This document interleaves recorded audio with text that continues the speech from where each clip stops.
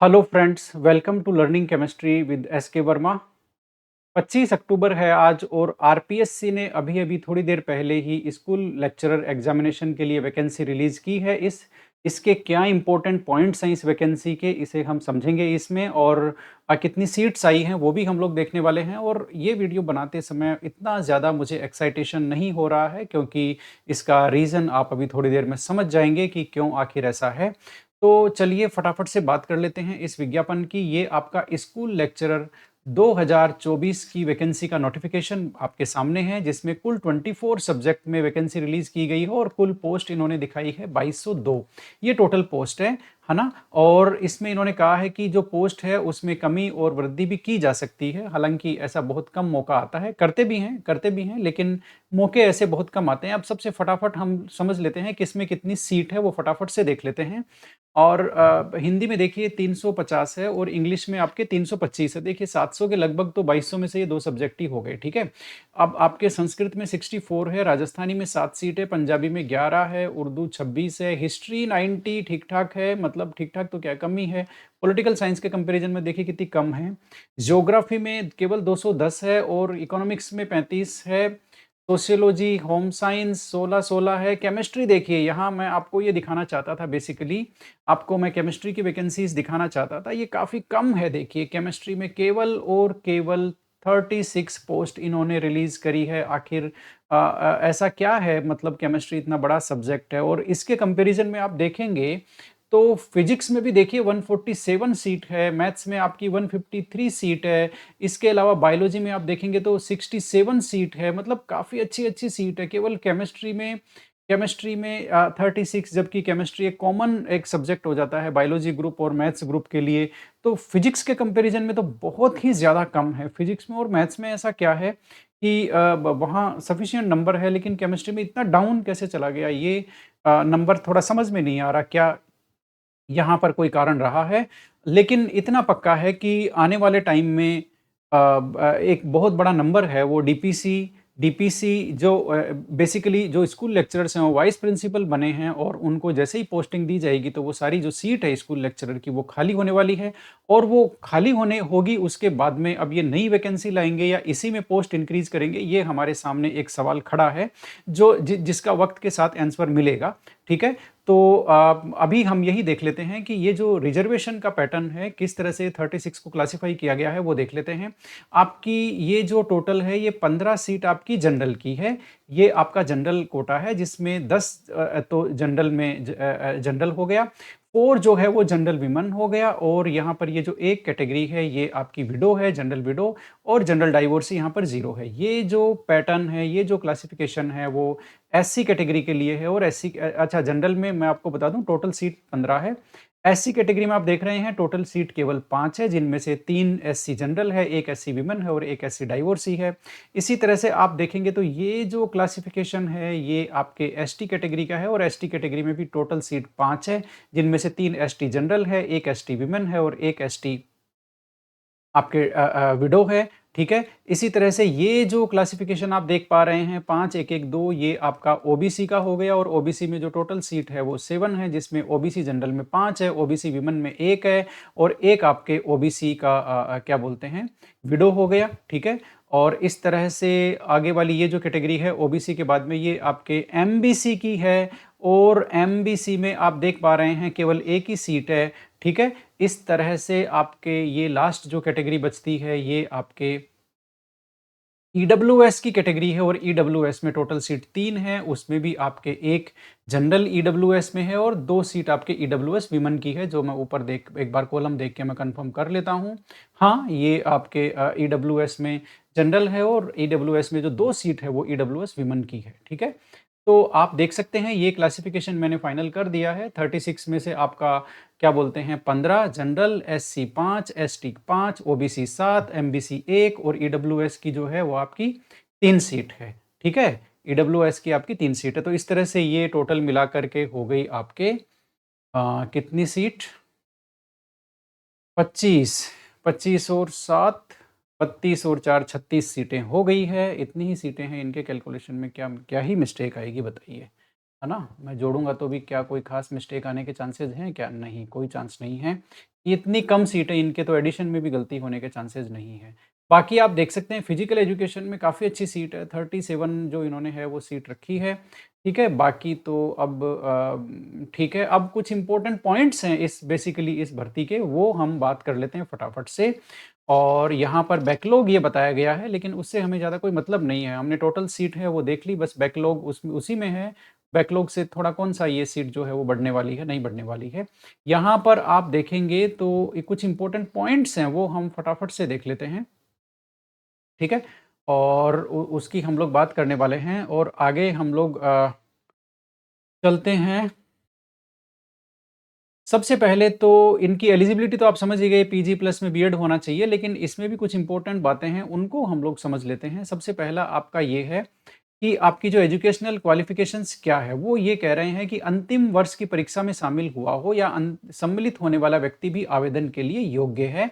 उसे प्रतियोगी परीक्षा से पूर्व शैक्षणिक अर्हता अर्जित करने का सबूत देना होगा, यानी कि आप यदि बीएड फाइनल ईयर में हैं, आप पीजी फाइनल ईयर में हैं, तो आप ये जो एग्ज़ामिनेशन है, वो आप उसका फ़ॉर्म भर सकते हैं। बस आपको एग्ज़ाम देने से पहले जो है वो मतलब आपका ये जो आरपीएससी का एग्ज़ाम लगेगा, रिक्रूटमेंट का एग्ज़ाम लगेगा, उससे पहले आपकी जो जो भी डिग्री चल रही है, उसका रिज़ल्ट आ जाना चाहिए। बस बात ये है, ठीक है?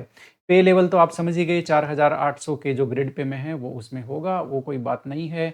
आयु सीमा में बहुत सारे वो प्रावधान हैं। मोटा-मोटा ये है कि 1-1 25 को सुन लीजिए, 1-1 25 को मिनिमम आपका 21 होना चाहिए और मैक्सिमम 40 होना चाहिए, ठीक है?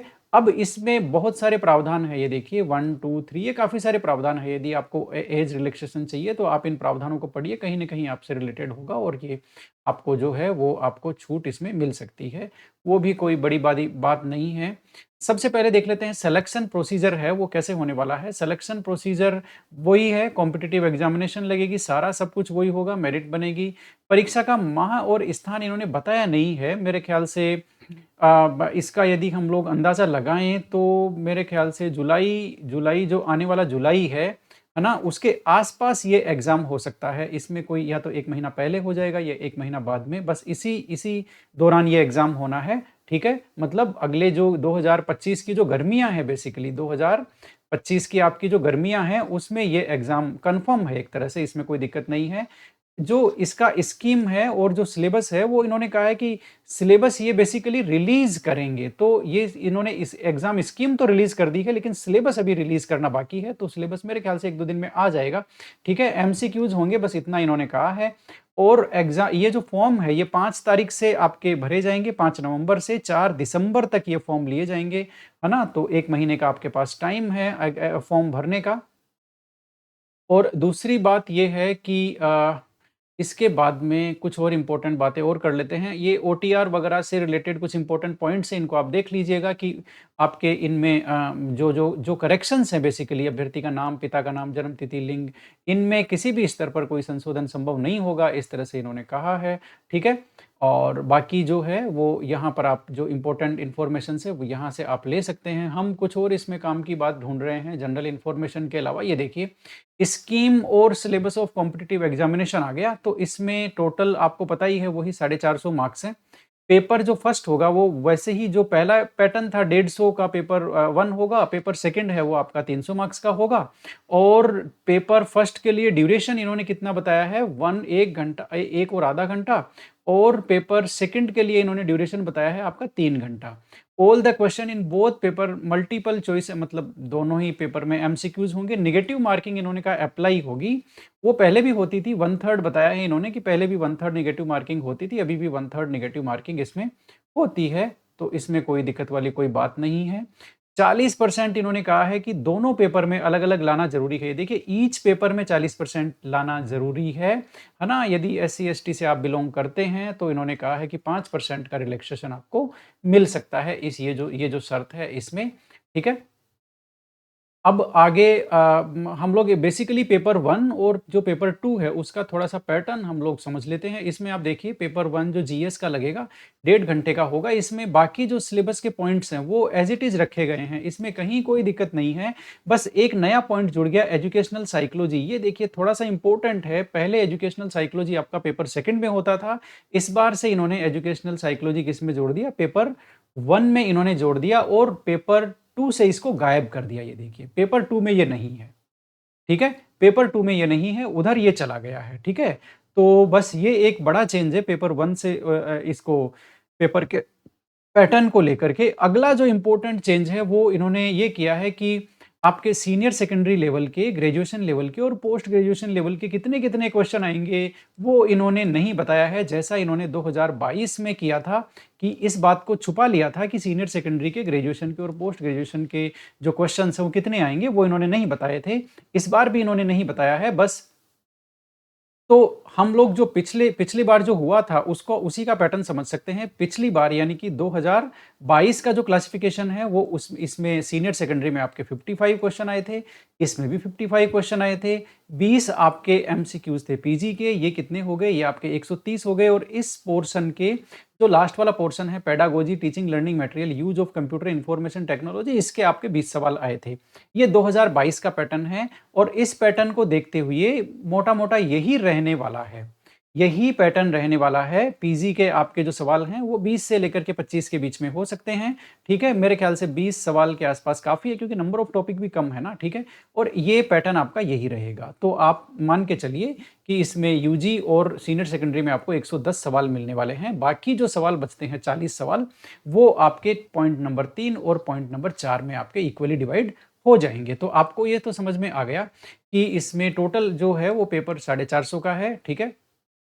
नहीं, ये हाँ, ये उसके लिए आ गया, कोच के लिए आ गया, ये हमसे लेना-देना नहीं है।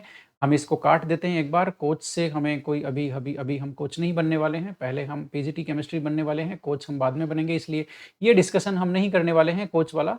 इसके बाद में कुछ और डिस्कशन यदि इसमें इम्पोर्टेंट है, तो वो ले लेते हैं और फिर इसको ख़त्म करते हैं, ठीक है? क्योंकि हाँ, ये इन्होंने कुछ यहाँ पर स्पेशल इंस्ट्रक्शंस दिए हैं, वो देख लीजिए। इन्होंने कहा है कि ये जो ओ ओएमआर आप फ़िल करेंगे, उसके लिए कुछ रिलेटेड इंस्ट्रक्शंस हैं, वो देख लीजिए फटाफट से, वो क्या है? इन्होंने कहा 5 ऑप्शन होंगे, 5 ऑप्शन में आपको जो सही है, वो काला करना है, ठीक है? बात को समझते जाइए। हर क्वेश्चन में आपको एक ना एक ऑप्शन काला करना है, ठीक है? तो फिर ये 5वाँ ऑप्शन किस बात का है वो भी समझ लीजिए। 5वाँ ऑप्शन इस बात का है कि आप उस क्वेश्चन को अटेम्प्ट नहीं कर रहे, नॉट अटेम्प्टिंग द क्वेश्चन। 5वाँ ऑप्शन में ये होगा नॉट अटेम्प्टिंग द क्वेश्चन। यदि आप ये जो 4 ऑप्शन हैं 1, 2, 3, 4 इनमें से कोई सही आपको लगता है तो या तो उसको लगाइए या फिर 5वाँ जो ऑप्शन है वो आपको टिक करना ही होगा।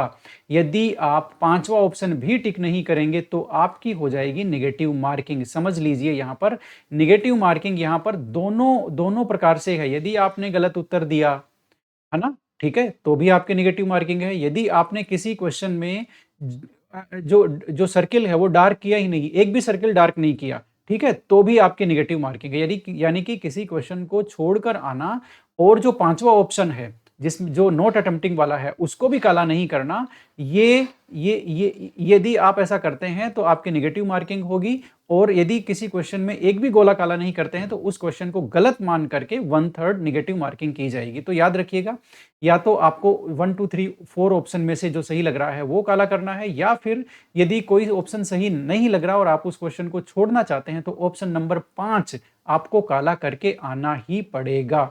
यदि आपने और आगे सुन लीजिए, यदि आपने तो आपने देख लिया मतलब ये मतलब काला नहीं करने का भी नेगेटिव मार्किंग है, बात को समझिए। तो आपको 5वां ऑप्शन काला करके आना ही है, हर उस क्वेश्चन में जिसे आप छोड़ना चाहते हैं, जिसका आप जवाब नहीं देना चाहते हैं, ठीक है?